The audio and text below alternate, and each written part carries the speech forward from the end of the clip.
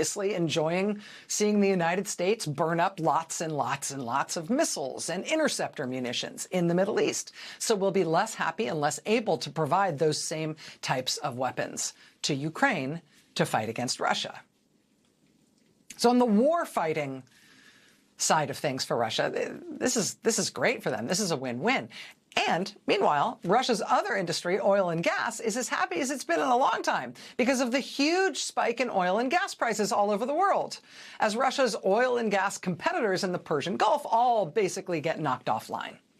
Right? If Russia can just sell their oil and gas, if they can be allowed to get their oil and gas to market, well, Russia's going to be rich again, which they desperately need, given how they've spent themselves into oblivion in their endless, pointless Ukraine war. And so we now simultaneously have the U.S. intelligence reports that Russia is helping Iran target American personnel and military facilities to kill Americans in the Middle East, and the news that Trump is cutting sanctions on Russia to ensure they can sell practically all the oil and gas they want and refill their financial coffers as a country. And so what exactly happened today when Trump reportedly called a CBS News reporter and said, the war's pretty much over? And then Trump called a bizarre and incoherent press conference at one of his golf resorts where he said, no, it's not pretty much over. Where did you hear that? Who told you that fake news? In the middle of that swirling dust devil of nonsense and reversal and double reversal and incoherence and non sequitur from the President of the United States, what happened in the middle of all that today? Well, according to the Kremlin, in the middle of all that, President Donald Trump called Vladimir Putin and talked to him for an hour. And we only learned about that phone call because the Kremlin told us about it.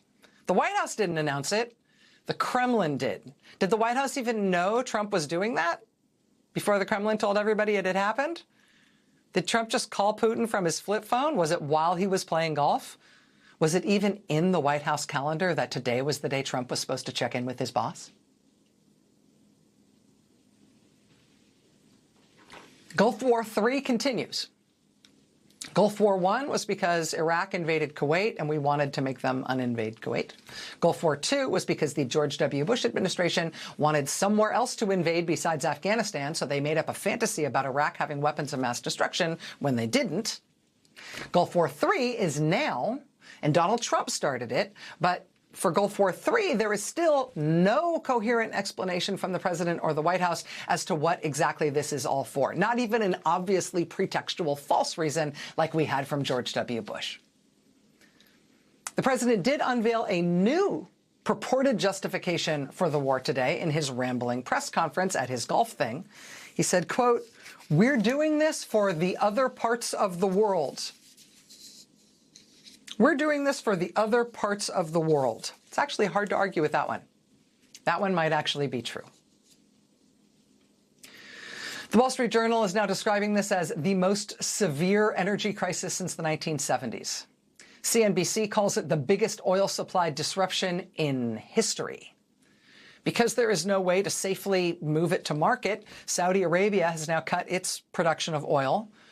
Iraq's production of oil is down to less than 1/3 what it was before Trump started this war.